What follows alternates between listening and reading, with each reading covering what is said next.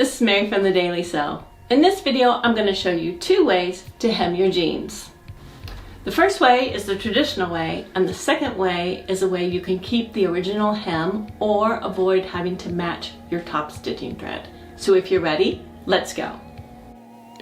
To hem your jeans, you're going to need a pair of scissors, a ruler, a chalk pencil or something to mark on your jeans with, a jean-a-majig or a seam leveler or a piece of thin cardboard that you can fold into different thicknesses.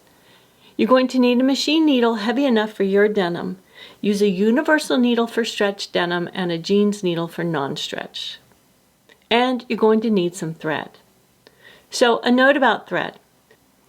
If you are keeping the hem of your jeans, you need an all-purpose thread that matches or closely matches the denim. If you are going to hem your jeans the traditional way, you need a top stitch or jeans thread. It's going to be thicker than an all-purpose thread, and you want it to match all the other top stitching on your jeans. If you cannot find a top stitching thread that matches, you can take 2 spools of all-purpose thread. That, when blended together, is going to form a color that closely matches the top stitch on your jeans. To thread a sewing machine with 2 threads at the same time, you'll need 2 spool pins to hold the spools. And then you will thread them through the machine and the needle one at a time, but they are both sewing through the needle at the same time. So you've tried the jeans on and pinned them where you want the new length to be. Before you take out the pin, measure how much you want to shorten the jeans and write this down. For myself, it's 4.5 inches.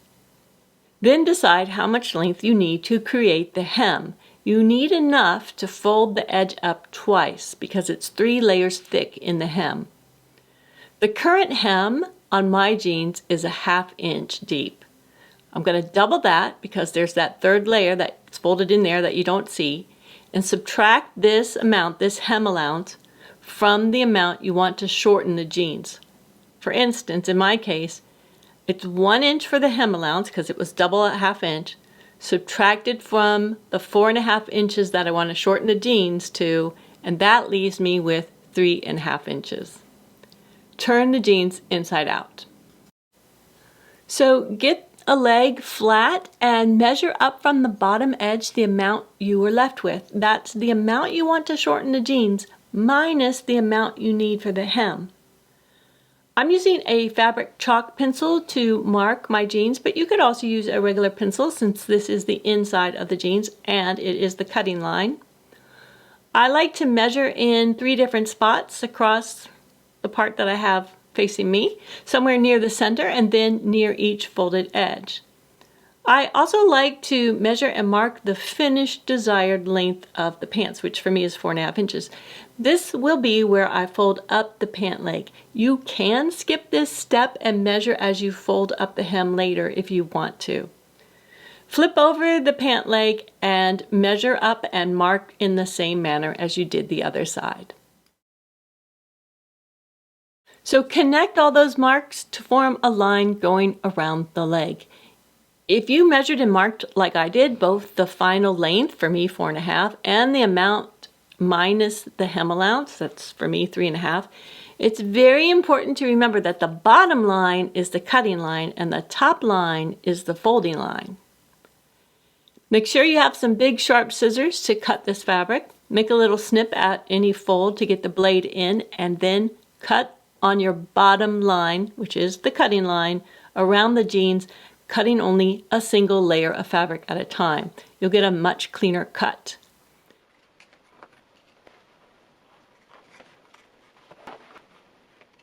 Now, fold on the fold line. This is the final desired length of your jeans. If you didn't mark the fold line, or if you did, you can measure as you fold up the hem. Pin this fold down, take it to an iron, and press the fold to form a crease. Okay, so this fold is at our desired finished length, but we need to take care of this raw edge. What you're going to do is you're going to unfold your fold just enough to have that raw edge come in and meet the crease and then refold it. So you're sandwiching in, you're capturing the raw edge of the fabric in between all those layers. Go ahead and keep doing this around the leg and pin it in place as you do. When you get to a side seam and where you can open up the seam allowance, you want to do that. This is going to distribute the bulk and make it easier to sew over when we go to the machine. So just continue folding and pinning in place, but place the pin heads so they are sticking out of the bottom of the leg, which is the opposite direction as you see here in the video. So at the sewing machine, you'll take the table off so that you have the free arm to put the jean leg around. The top stitching thread is in the top and through the needle. All-purpose thread is in the bobbin. Have a tool nearby, whichever one you chose, to get over those thick seams. Adjust your stitch length on your machine so it's a little bit longer than normal. Top stitching has a longer stitch length than seam construction stitching. You can sew a test on the piece of jean that you cut off, just to make sure you like it. I like to start hemming just before the inseam on the pant leg, and you'll line up the bottom of the leg with the stitch guide etched into the needle plate there, whatever amount you need. For me, it was a 1/2 inch. When you're sewing, you will be able to feel with your finger underneath where the hem is. You can feel that fold. And you want to do this while you're sewing to make sure you're catching that hem. You're sewing close to the top fold, not the bottom fold. When you reach the bulky seam, the presser foot is going to start to tilt up. Get your tool of choice and, keeping the needle down into the fabric, lift the presser foot and place the tool behind the needle under the foot. You want the presser foot to be as level as possible, and you're bringing it up in the back so it no longer is tilting up. A level foot equals even stitches. You want to sew slowly over any thick parts. You might have to use the hand wheel on your machine to get the needle through the thickest parts.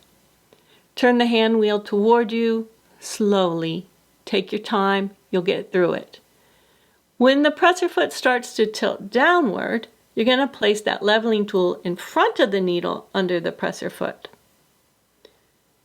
When you meet back up to the start of your sewing, overlap that sewing for about a 1/2 inch or 3/8 of an inch and take a few reverse stitches.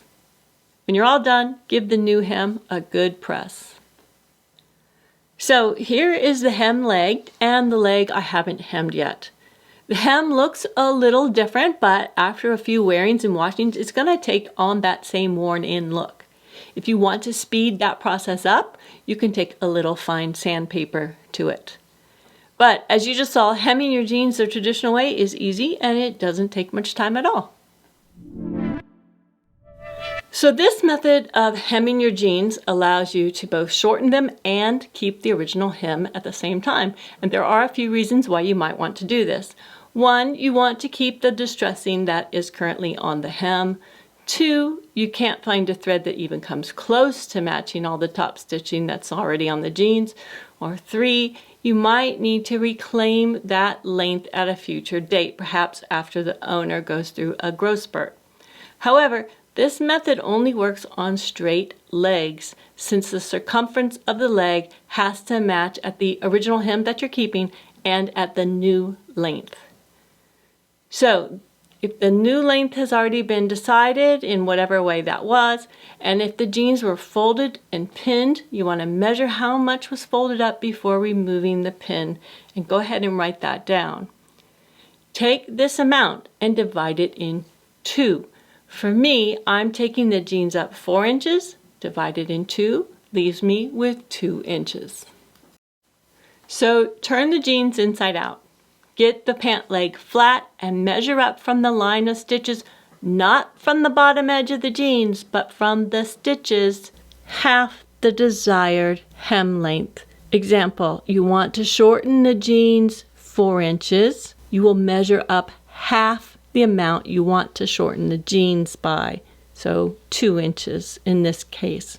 You're going to measure and mark this amount all around the leg, then turn the jeans right side out and fold the bottom of the leg up on that line you just marked.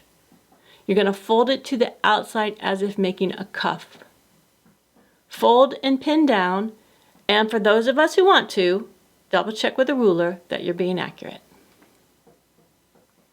Also, when you fold up that leg, be sure you line the side seam up with the side seam and the inseam up with the inseam.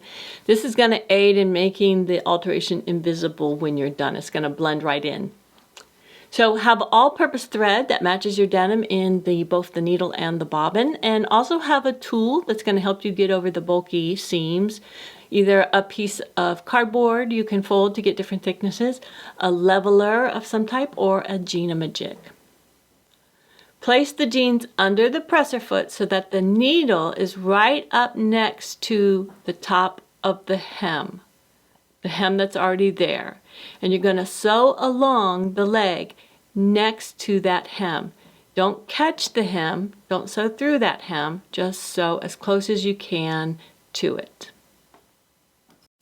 When you come to a bulky seam that you have to cross over, get out the leveling tool of choice and put it to the back of the presser foot, underneath the presser foot in the back, because you're trying to get that presser foot to stay level so it can sew over the bulk.